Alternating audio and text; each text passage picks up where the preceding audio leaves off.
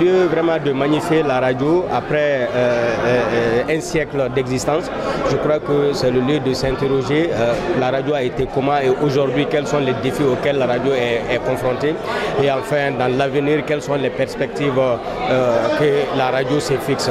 Donc comme vous le savez c'est un outil important pour l'instauration des dialogues entre les Maliens comme le prône le thème national aujourd'hui, la radio au service de la concorde nationale. Donc nous jouons pleinement notre rôle pour vraiment la réussite de ce dialogue entre les Maliens sans témoins et que les Maliens se parlent entre eux, les Maliens se pardonnent, se tolèrent pour qu'on puisse vraiment venir à une paix durable comme l'a souhaité comme le souhaitent d'ailleurs tous les Maliens. Donc c'est une journée de rendre hommage à cet outil important qui a toujours existé, qui est ancré au sein de nos différentes communautés et qui prend en compte les préoccupations de ces communautés pour vraiment trouver des solutions à ces préoccupations. Donc c'est vraiment important aujourd'hui pour nous de célébrer ce médium qui reste toujours le plus puissant, je le dis sans fausse modestie, le plus puissant des médias pour vraiment parler aux communautés et particulièrement dans les langues que cette communauté comprend.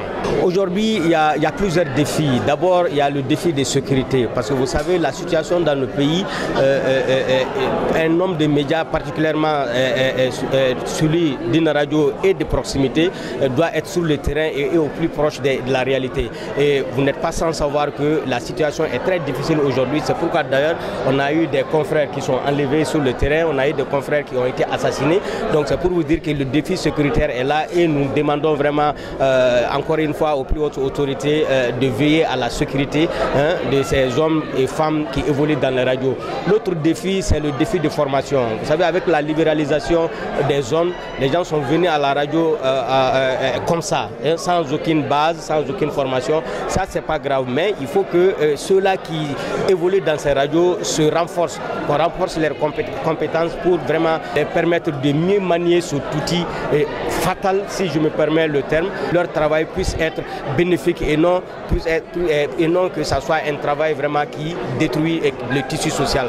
Donc il y a ce défi de formation qui est là. Et puis il y a le défi économique.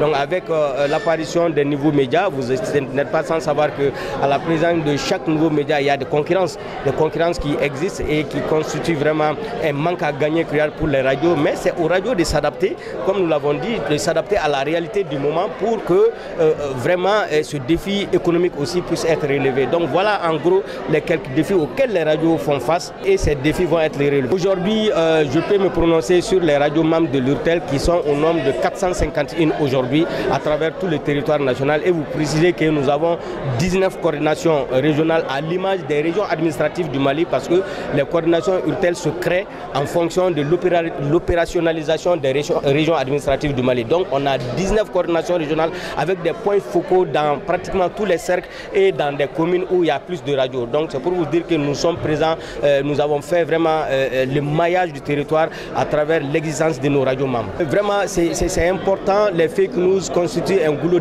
d'étranglement pour les hommes de médias de façon générale et particulièrement pour les radioteurs comme on les appelle.